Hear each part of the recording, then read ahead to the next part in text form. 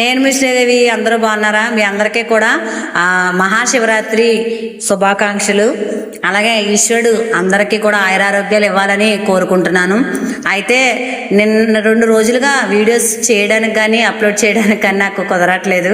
అందుకే ఇది చాలా లేట్ అయిపోయింది. నిన్న పెట్టవలసిన ఇవాళ పెట్టవలసిన ఇంత లేట్గా పెడుతున్నాను. అయితే కూడా నేను లేట్ చేసిన దానికి ఒక అర్థం ఉంటుంది. రిలేటివ్స్ కొంచెం ఇబ్బంది ఉండింది, వెళ్ళాల్సి వచ్చింది, కుదరలేదు.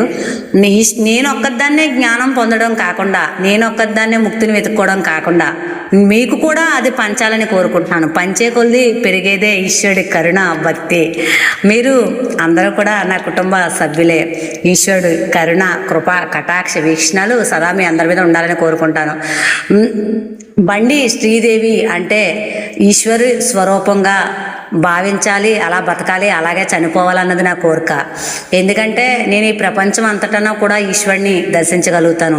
సమస్త లోకాల్లో కూడా, సమస్త జీవరాశుల్లో కూడా నేను పరమేశ్వరునే చూస్తాను. ఇది మా ఊరికి దగ్గరలో ఉమా కాటకుడేశ్వర లింగేశ్వర స్వామి మందిరం. చూడండి ఎంత చక్కగా ఉందో. మహాశివరాత్రి అంటేనే ఎంతో కోలాహలం. స్వామి భక్త సులభుడు, ఆయన కరుణకి అంతుండదు, ఆయన దయాసాగరుడు.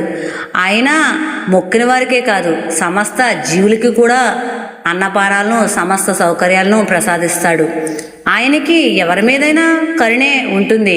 కరుణా స్వరూపానికి ఒక రూపం ఉంటేనే అది లింగ స్వరూపం అన్నారు. ఎందుకంటే ఆయన్ని అందరూ అడిగారు, వీళ్ళకెందుకు ఇచ్చావు, వాళ్ళకెందుకు ఇచ్చావు ముక్తి, వాళ్ళకెందుకు ఇచ్చావు, వీళ్ళకెందుకు ఇచ్చావు సంపద అని. ఆయన నాకు అంతా ఒకటే అని చెప్పారు. పార్వతీపతి ఎంతో గొప్పవాడు. ఆయన కృప అందరికీ ఉండాలని కోరుకుంటూ ఈ యొక్క మహాశివరాత్రి శుభాకాంక్షలు మళ్ళీ చెప్పుకుంటున్నాను. అలాగే స్వామి కరుణ అందరి మీద ఉండాలని కోరుకుంటున్నాను. ఇంతవరకు ఎలా చేశారు? స్వామివారిని దర్శించడానికి కానీ, ఆయన చూపించడానికి కానీ లోనకి ఎలా చేయరు. ఈ నచ్చితే హర్షించండి, లైక్ చేయండి, చేయండి.